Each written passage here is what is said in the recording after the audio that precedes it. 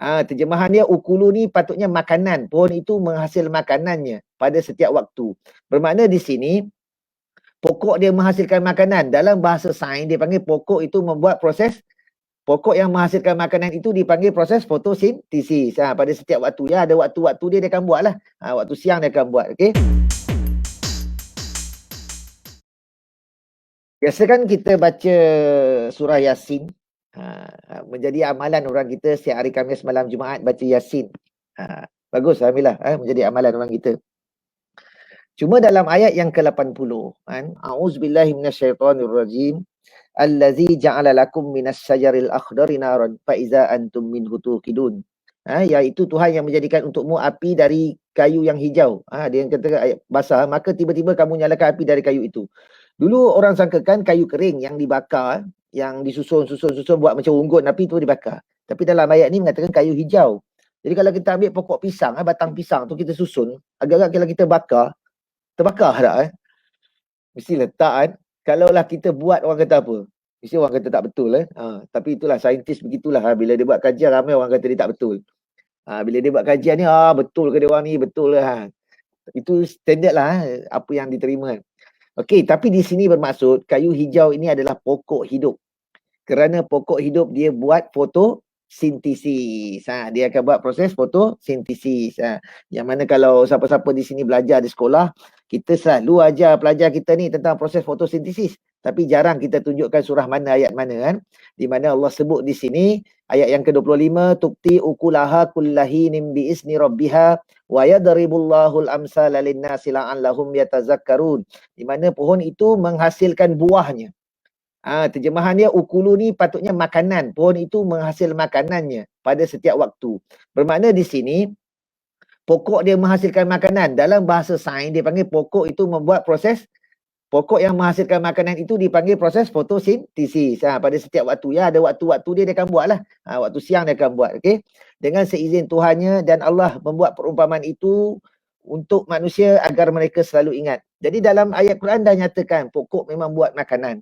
Sebab makanan pokok ni macam-macam. Ada dalam bentuk buah, rambutan, durian. Ada dalam pokok dalam bentuk batang, yakni tebu. Ada dalam bentuk daun, sayur. Dan ada yang dalam bentuk akar, ubi, rhizome seperti halia kan. Banyaklah. Banyak. Tapi dalam ayat Quran kata pohon itu menghasilkan makanannya pada setiap waktu. Siapa kata dalam Quran tak sebut tentang fotosintesis?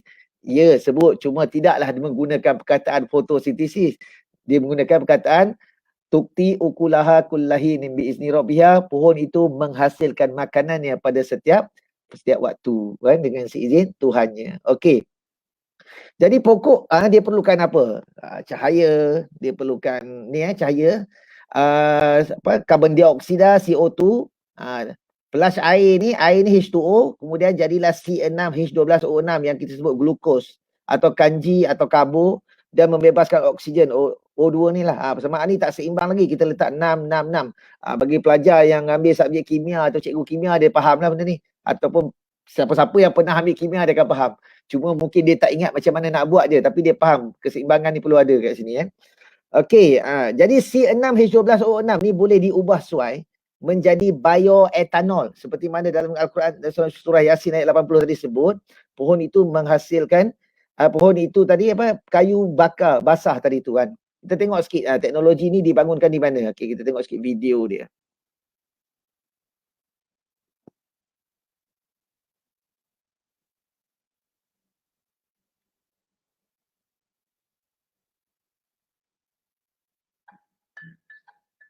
Have you ever heard of artificial photosynthesis?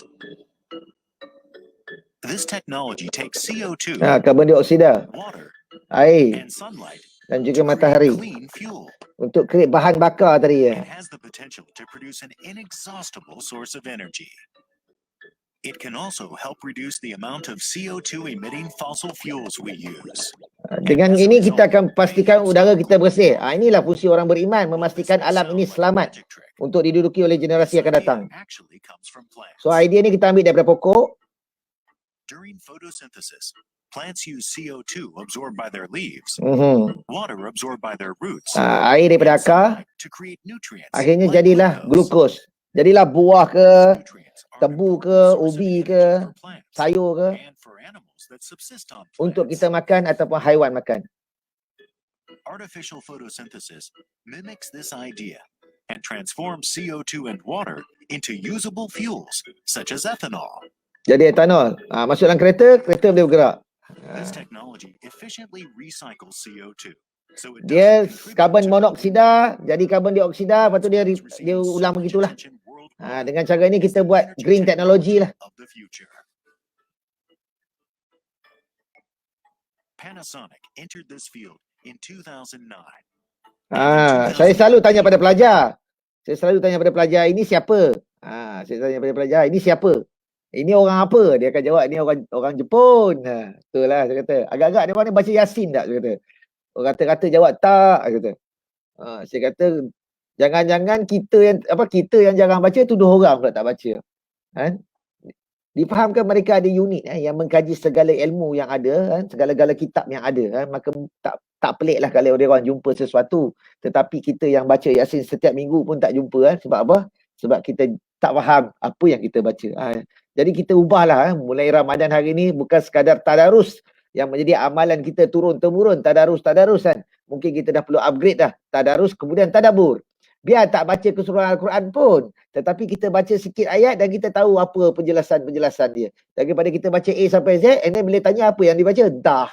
Lebih baik kita baca, mungkin kita baca satu juzuk je, tapi kita dah tahu keseluruhannya. Nanti kita pergi juzuk seterusnya. Macam itulah lebih kurang. Okay, baik. And in